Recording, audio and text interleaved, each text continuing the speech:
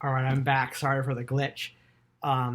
There's some sort of weird thing with QuickTime where it just decides that it's going to stop recording. I have no idea why. I didn't even touch anything, but my video just stopped. Um, so so to continue on immersives.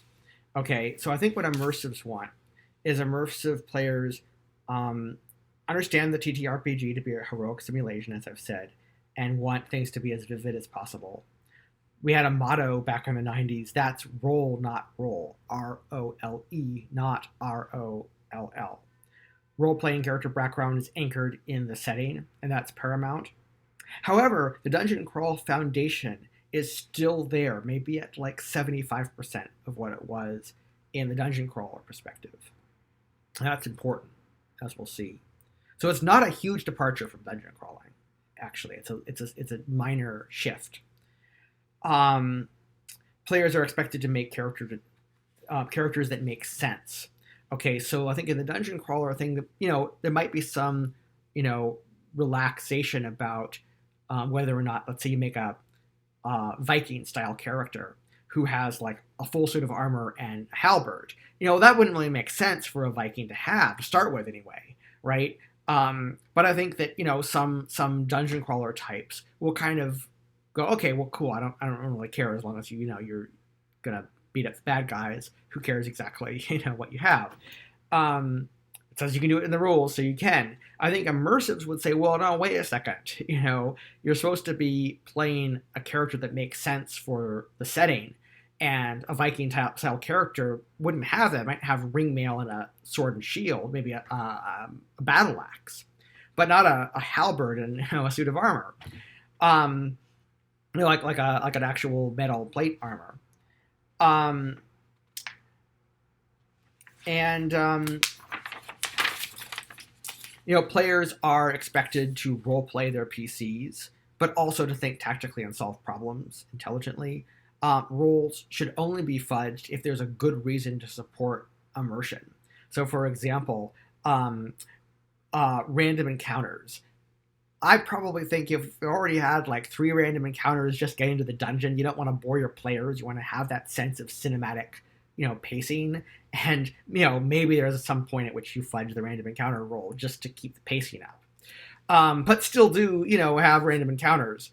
PC death is sad because, that the players put a lot of effort and creativity into their player, giving them a personality, a background. But it's a normal part of the game, still and all. And if your character dies, it's like, okay, too bad. Neat character. Now you have an opportunity to make a new one, to be creative again and come up with a new idea, because character death has to be there. Heroic adventuring is nothing without it, right? And that's, obviously that's very important. To the whole goal of what you're doing from an immersive perspective. I think immersives typically like rules that allow them to make whatever character they can imagine within the power level set by the GM and the constraints of the setting. So, I think that's important because I think if you're an immersive, you want to be able to start out with imagining a character in a fantasy world. Like you'd be like, I want to be like Aragorn. I want to be like Gandalf. Maybe not as powerful as that. Maybe you're like Gandalf when he was first level or something. But, the point being that if you can imagine it, it's kind of like you should be able to play it, I think it's kind of the feeling. Then the next perspective, number 3, is storyteller. And this is a radical shift. So where I think the immersives and the dungeon crawlers can get along pretty well because there's enough overlap. The storyteller perspective is really different. And I think that came in the 21st century. It came in around the time when Wizards of the Coast bought TSR, the original game company that sold Dungeons & Dragons. It's what we're seeing a lot today, and I think it's the dominant culture or perspective today. Storytellers understand the TTRPG as a storytelling game. And from that perspective, they think about the goal of the game as being to tell a story. Everybody at the table is a storyteller. The GM is responsible for telling every part of the story that's not the player characters. Each player is responsible for telling the story of one main character, namely their player character. Players are not expected players are not only expected to roleplay and come up with elaborate backstories, but to create story hooks for the GM and for their fellow players to hook into so that everybody's story is integrated. The GM is expected to incorporate PC backstories into the main story. Roles should be positively fudged if it's good for the story. PC death should occur only if it makes sense for it to happen in the story. A lucky shot by an orc should not kill your main character. If your character sacrifices themselves for the common good or for the good of the party, or they have some sort of tragic flaw, a vice of some sort that comes into play, then sure. But the idea, I think, is that if an orc gets a lucky shot, the GM is expected to say, well, you know what, don't worry, it's okay. You didn't die. You're just went in a coma or something, right? And storytellers, I think, typically want rules that are conducive to storytelling with lots of character options. Now, I have to admit that this style is not really a style that I am the most familiar with. In fact, it's the one I'm probably the least familiar with. So I hope that I've characterized that correctly, and storytellers out there can tell me whether I've characterized this well. So my emblematic YouTube channel to represent this is, there's a channel called How to Be a Great GM, where there's this guy named Guy, who does a real great job. I mean, he has a lot of panache and a lot of really great video presence, and he talks about the hobby. I think that's his perspective, is from a storyteller perspective, and I hope that he'll respond to this and at least comment on it and tell me whether he thinks I'm right or whether I've gotten the storytellers right and what his thoughts are, because I think he's a really interesting person, and I really enjoy what he has to say. But I do think it is from a storyteller perspective. And then number 4 is the problem solvers. Now, I consider the problem solvers to be something that has emerged in our hobby with the old school Renaissance games. Games like Old School Essentials, Ben Milton's Knave or Maze Rats, Into the Odd, which right there says it all. It's an odd game. I would consider the problem solver. So I think the problem solver perspective sees the game as being about a series of problems to solve. Those may be combat. They might also be running away from the monsters or hiding from the monsters if that's the best way to solve the problem. It might be pitting the monsters against rival monsters if that's the best way to solve the problem. It might not be monsters. It might be navigating the dungeon. It might be solving riddles. It might be solving social problems. It could be all sorts of things. And I think that problem solvers want a variety of neat problems to solve. And I would consider problem solving, this perspective, to be neo-old school, okay? Because there's this very strong sense in which they're going back to an old school style, but with a twist. So I would consider dungeon crawling and immersive to be 2 different flavors of old school. Storyteller to be new school, and problem solver to be neo-old school.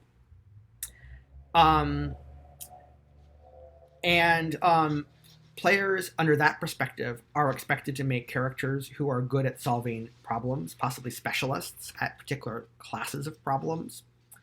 Um, Role playing and background, I think, are probably a little more optional the way they are in dungeon crawling. You don't really need that to play, but it's nice to have. The party combines their talents to solve a variety of problems. Players are expected to apply their intelligence to the game. It's a thinker's game.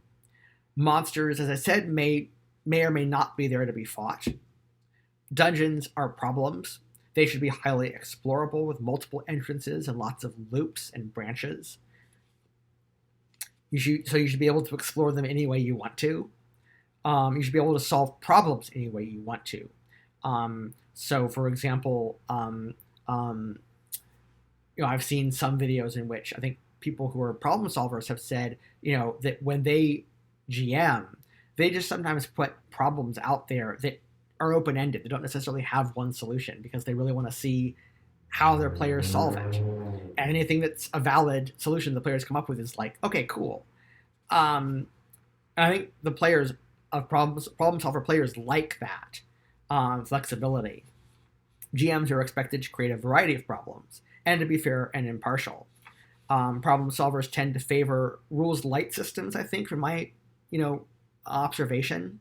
And I think this is because problem solving doesn't necessarily need a whole lot of rules. If rules can fit on a 2-page spread, so much the better. It seems like the problem solvers out there very often will say, this game is great, the rules fit on a 2-page spread. That seems like a really common, tagline for them. And emblematic of the channel, or emblematic of the style, is the QuestingBeast YouTube channel by Ben Milton. I mentioned Knave and Maze Rats. He also participated in making the Jim Henson's Labyrinth adventure game, which is just a really neat game from Riverhorse Games. So that's something to definitely check out, and I have all these in the description. But I think you basically get the idea that the problem solver perspective is that this is a game of problems to be solved. Okay? And that's a return to dungeon crawling, but with a twist. See? Now, I think you can already see where I'm going with this, which is that there are clashes that can come up. I think we can see the pattern that storytelling jumps out as being different from the others.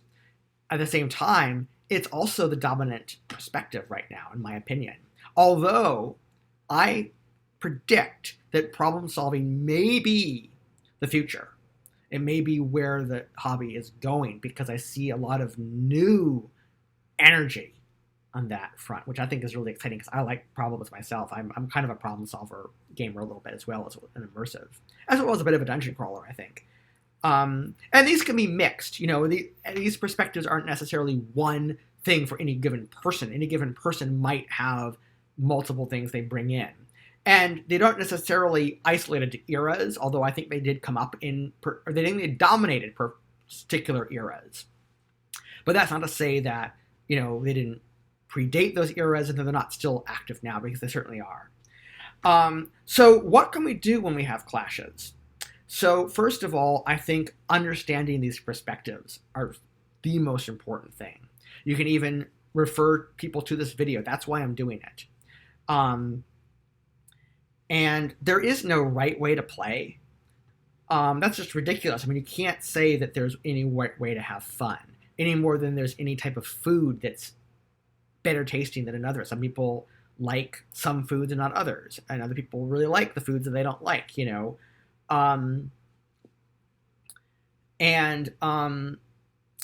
I think particularly with storytellers, I think that the storyteller community needs to try to understand these other perspectives, some of which are older, because their perspective is so different. I need to understand something about the history of the game and that things have changed. But I think all of us need to stop being so prejudiced and start understanding that, aesthetics are relative. And that applies to a gaming hobby.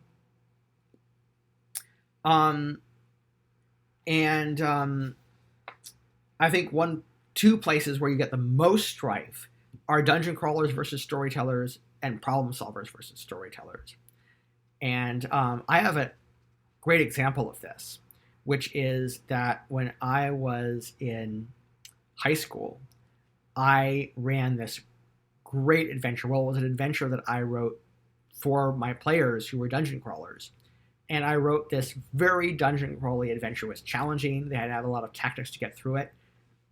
In the end, they did, and they loved it. They thought it was so much fun, so exciting, and they also aced it. They were just pros. They took it on like absolute pros. This went over so well that I wanted to run it as a one-shot for my new game group in college. And I think that game group was very much a storyteller game group. I knew it was before storytelling became the dominant thing. It was just back in the 90s. But still in all, my adventure was an absolute disaster because the new group of players were so busy role-playing their characters that they didn't use any tactics or intelligence to get through the challenges that they were presented with. And that was a problem. A lot of them were kind of upset about this.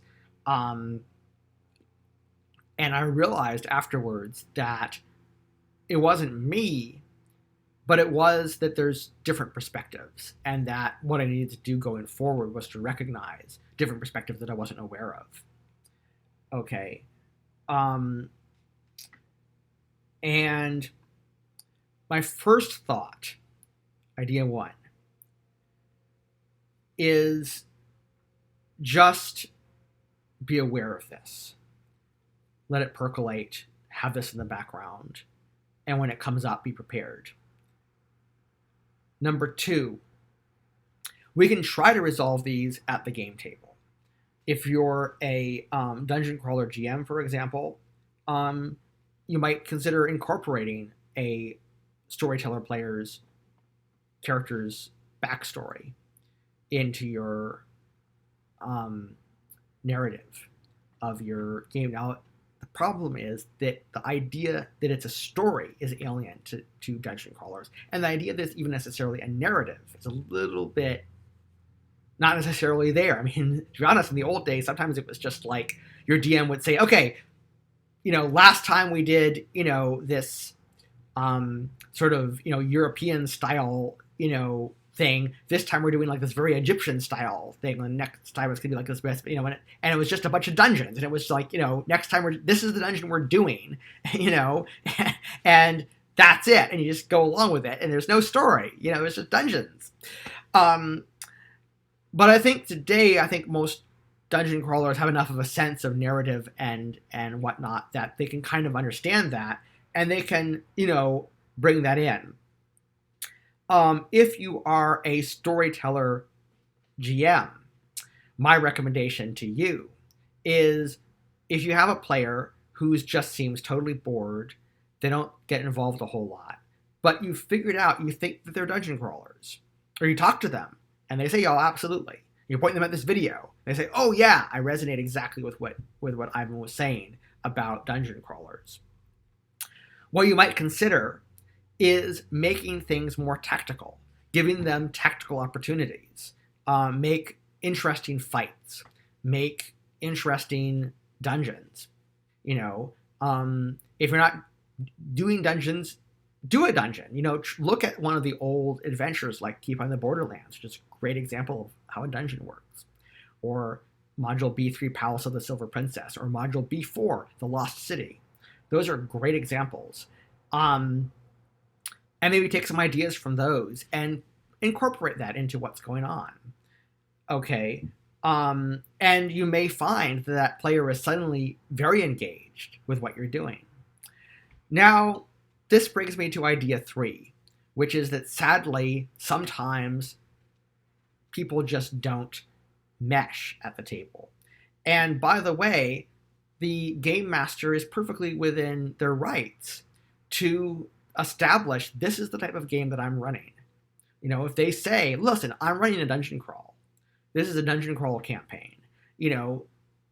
This is what it is. And maybe even point them at my video again and say, hey, it's what Ivan said. If you're a storyteller, you've been warned. This is what we're doing. If you don't like it, you don't have to play. I won't be offended. If you walk away from my table and say, hey, you know what? This is all cool and everything. I'm a storyteller. it's not my thing, you know. And vice versa. You know, if you're a storyteller, you can say, hey, you know, I'm writing this storyteller thing. If you're a dungeon crawler, you may just be bored. Nothing wrong against it. No harm, no foul. I won't be offended. It's just, you know.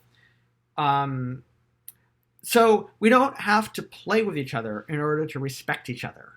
That's very important. We can tolerate each other and be accepting of each other.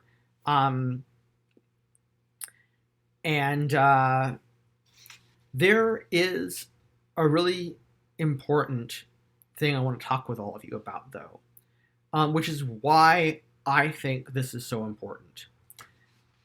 Now, most of you, particularly people who are, you know, came up in D&D in the 21st century, particularly a lot of the younger crowd, will not remember this because they probably weren't even around when it happened.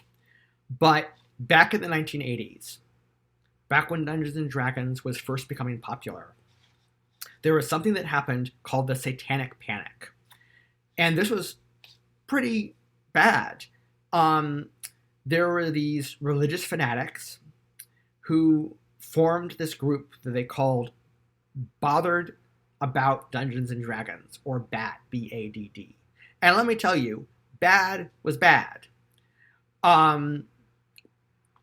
They spread a whole bunch of lies and dishonesty and, you know, did a huge smear campaign against Dungeons and Dragons.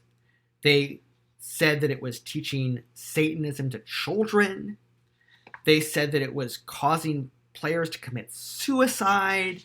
Ridiculous claims. It was just absolute defamation all the way across the board. You know, it was really wrong. I was 10 years old when this happened, and it was still a young age for me to realize that not all adults are moral and good and mature. And this was really a witch hunt.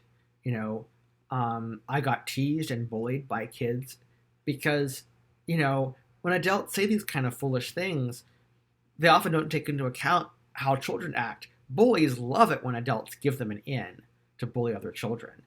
And so I had these children saying, you know, you're going to commit suicide, you know, and I'm over it now. But back in the day when it happened, I didn't really know what to do. I mean, I was blindsided by this, you know, and the way we reacted is that we came together as a community and we stuck together.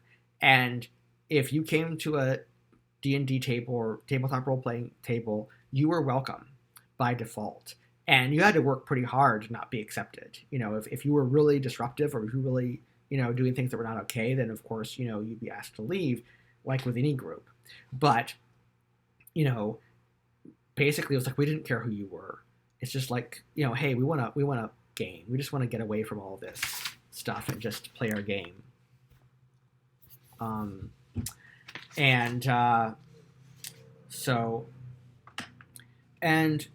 when I say this is a witch hunt, I mean, okay, so they weren't burning us at the stake.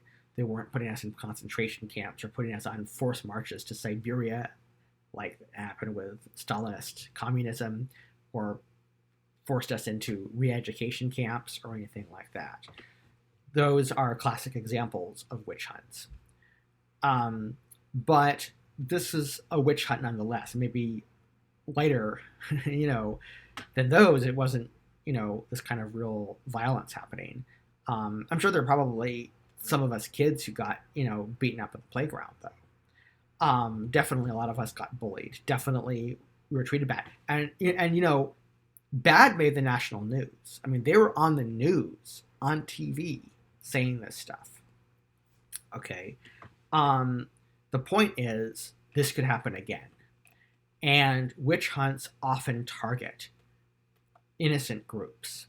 You never hear of witch hunters going after, you know, like real Satanists who are like, I don't know, doing bad things, right? Because they're cowards. Witch hunters are cowards. Witch hunters don't go after, you know, real baddies that they claim are out there. They make terrible claims about innocent people. when it was witch hunting in, Europe several hundred years ago, it was that weird old woman at the edge of the village who was probably completely innocent, just living her life.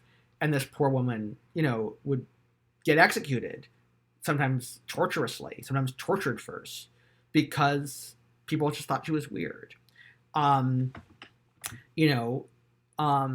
If you're, people that got put in the concentration camps were just innocent people. The people who were put on, forced marches to Siberia or, forced into, re-education camps in the Soviet Union were just innocent people who were just living their lives. And the same is true of us. We're just in a hobby. We're just playing a game. And we're therefore ill-equipped to stand up to these sorts of people. But we're exactly the sort of people that they target because we're ill-equipped to stand up to them. And they're much more willing to go after innocent people so they can look like they're fighting some, holy war against, whatever, boogeymen, than to actually fight against anybody who's actually bad, right? And here's the thing, is the way we got through it last time, as I said, is we stuck together and we accepted everyone who was playing D&D and TTRPG. The way we'll get through it the next time it happens is the same way. But we better be ready to do that because we're wiser than we were in the past, those of us who lived through it. And those of us who lived through it can lead the rest of us in how to survive it if it happens again. I don't mean survive in a literal sense, obviously. I mean survive, psychologically. Just, get through it emotionally. And I think that what's important here is to stop villainizing people for having a different perspective, to be accepting that this is just what they want to do with their fun. Any given table has a right to do their fun the way they want to have their fun. So, let's avoid throwing other people under the bus because they're the wrong perspective. Let's avoid, being nasty and smarmy and bullying and, being rude to people just because they enjoy the game differently than we do. There's nothing wrong with leaving a table because it's not your thing. There's nothing wrong with running a game and saying, look, if this isn't your thing, please leave. Okay. But there is something wrong with being prejudiced against somebody based on their particular perspective and how they like to have fun. Obviously, within reason. Obviously, if we're talking about some, creepy psychopath's idea of fun, that's not what I'm talking about, right? Like, talking about just ordinary people enjoying an ordinary game, right? So anyway, I'll leave you with that thought. If you've enjoyed this video, please consider liking it. And if you enjoyed this channel, please consider subscribing. Thank you for watching.